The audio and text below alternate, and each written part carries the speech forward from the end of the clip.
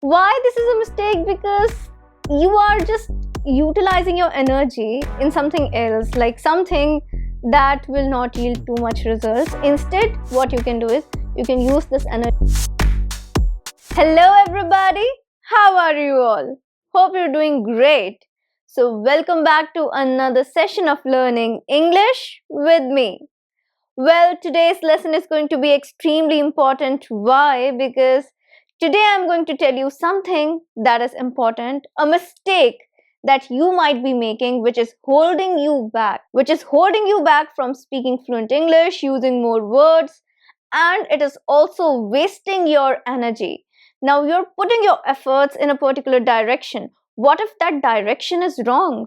What if the kind of efforts you're making, they're absolutely wrong and they're not going to yield any results at the end? That is one mistake that everyone makes. That is learning outdated words in English.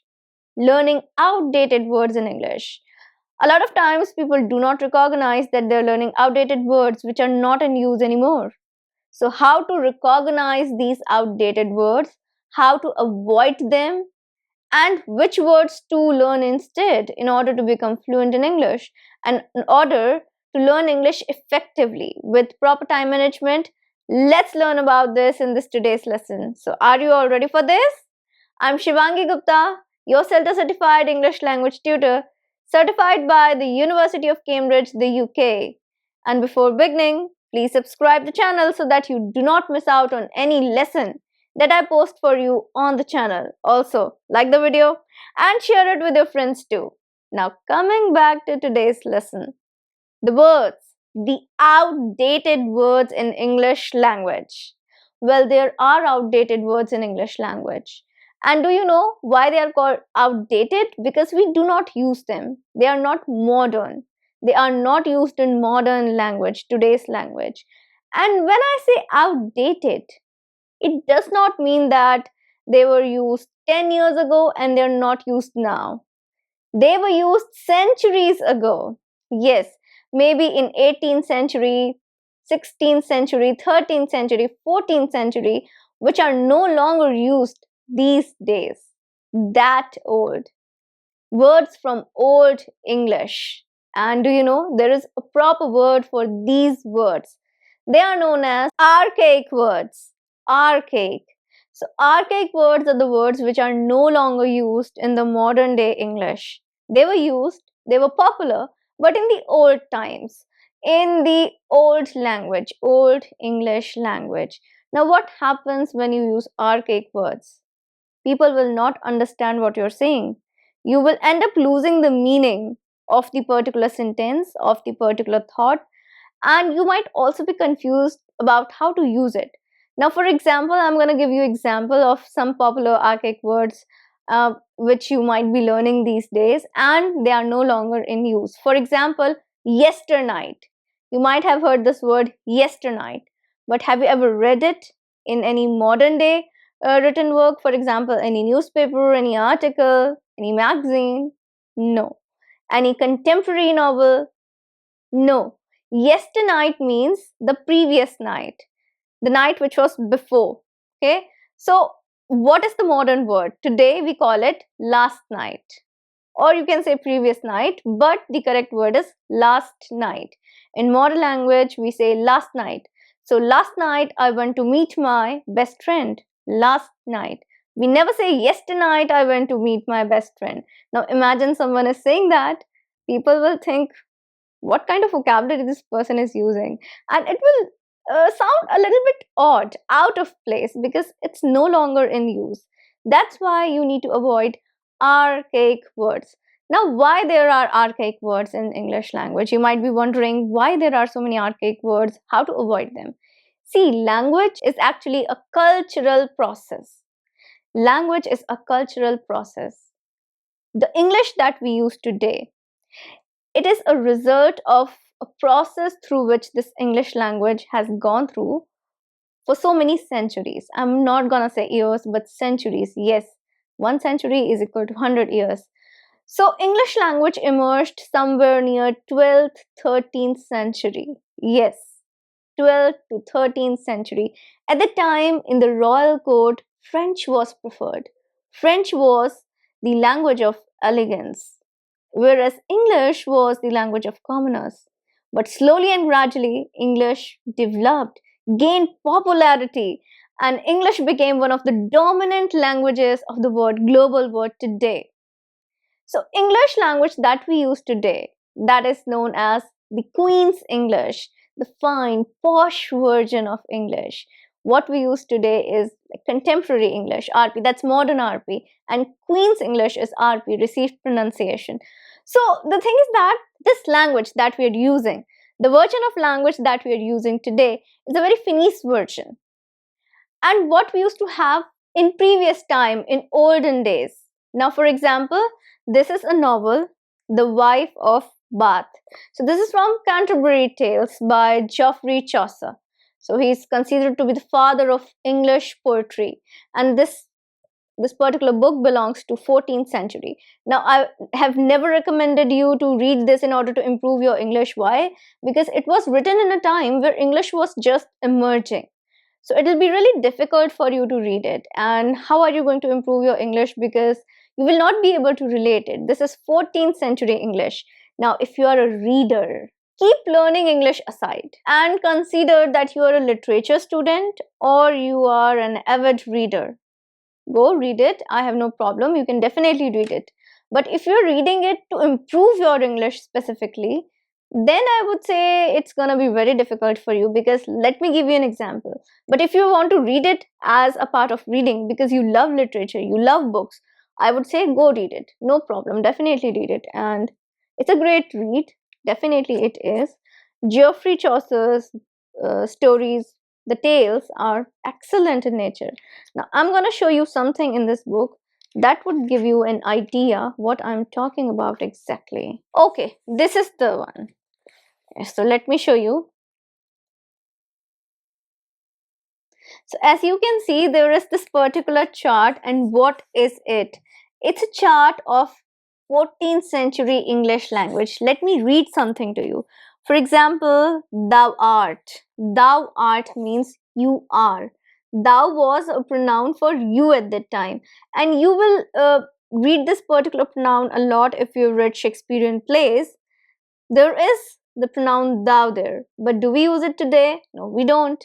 So thou is something that you can write if you're writing a poetry. You can use it at the time, but for conversational English, for learning English, this is like it's an archaic word now, which we do not use in our daily conversations, daily life, modern English. So for example, thou, wilt, wont, thee, thy, they all are pronoun for you, yours. So these pronouns we do not use anymore. We don't. And if I read 2 lines of this particular novel to you, you will understand. Yet while I eve thee leave for to gone, a 12th month a day, and seche and lir. Don't understand, right? Because this is old English. Old English. Well, this is 14th century English, so this is too old. But the kind of words that I'm talking about, archaic words, they are from almost around 16th to 18th or 19th century. The kind of words which were popular at that time, but they are no longer used today. For example, yesternight is a word. Another word, if I have to give you an example, is chattel. Chattel is a word that is used for personal property. Property, that means land. If you have more than one piece of land, property in your name, that's chattel. But we don't use it now. We don't use it today in today's modern language. So that is what I'm asking you to do, that do not learn these archaic words. If you come across them, that's good to know the meaning. I'm not saying that you have to avoid them at all cost. Now, that's a one big mistake, avoiding them at all cost. You cannot do that, because in written work you will find them somehow, somewhere, because authors use archaic word to enhance what they are writing, for beautification of that written work, to add elegance, to add beauty to their writing. So if you're writing something creative, maybe for your college, maybe for some fest, something else, you want to write something creative, you can use archaic words at that time. It will add beauty to whatever you're writing. It will add elegance to it, because they hold a bit of elegance, But when you are conversing with somebody in conversation, always use colloquial language. Colloquial language. Colloquial language means the language that is in use in the present time, the modern language. That is called colloquial language. So please use colloquial words, that is the modern day words, not the archaic, the outdated words. No, the modern day colloquial words. Now, as I told you that you can use archaic words in your written English. It's okay if you're using them in your written English, but there are two situations in which you must avoid them. You must avoid using archaic words if you're writing any email that's highly professional. You must avoid using any archaic word, outdated words in an application because that is again highly formal. We need formal language. When we talk about modern day language, then comes the formal language and informal language too. There are so many ways that you use a language. Spoken language is a bit different than the written language. And then when we come to written language, again the formal language is a bit different. Not everything that you write is formal. No, sometimes it's creative. Sometimes it's writing it for your own happiness. If you're writing a journal entry, that's neither formal, that's neither creative. It can be informal form of writing too. And then there's formal writing, highly formal writing. And emails and applications, they are two things where you have to avoid archaic words at all costs in written English. You cannot use them. So this is what I want to say, that do not use outdated words, archaic words. Please start using the modern day language, modern words. Even if you're coming across them, you're coming across an archaic word, that's okay. Do not worry about it. Just know the meaning so that you can understand the text and let it go. Do not try to convert it into your active vocab. That is, do not try to use it. It's okay. You're not supposed to use it. Just supposed to read it and know the beauty of the word. That's it. It's the purpose is just that. The archaic words serve their purpose of beautifying a particular piece of text, and you're reading them, knowing the meaning to understand the text. That is enough. That's absolutely enough. No need to run behind them, no need to exaggerate yourself, your energy towards using them in your sentences. Learn the modern day words and use them in your sentences, not the archaic words. Now, how to know that a word is an archaic word?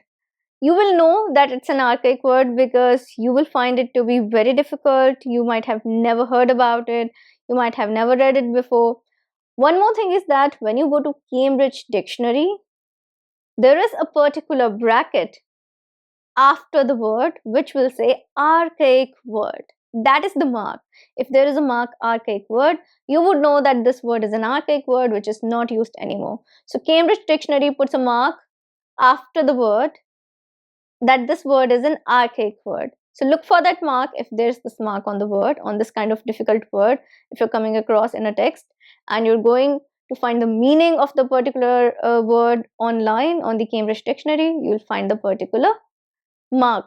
And also you'll find that particular mark in the Google search. If you're just typing the word in the Google search and searching about it, you'll find that there is a note archaic word right after the work or right below the work. It's written in the Google archaic word. So that is how you're going to know that it's an archaic word, outdated word. So I hope this helps you a lot. This is a mistake that a lot of people make. Why this is a mistake? Because you are just utilizing your energy in something else, like something that will not yield too much results. Instead, what you can do is you can use this energy in something else, something more productive, maybe improving your grammar, maybe improving your speaking. That's why I'm telling you this particular point that a lot of people miss, that archaic words are not supposed to be learned, practiced and all that. They're just supposed to be read. That's it. And leave them. That is the thing. So I hope this lesson helped you a lot. Now I'm going to meet you again with a new lesson. Till then, everybody, take care and bye.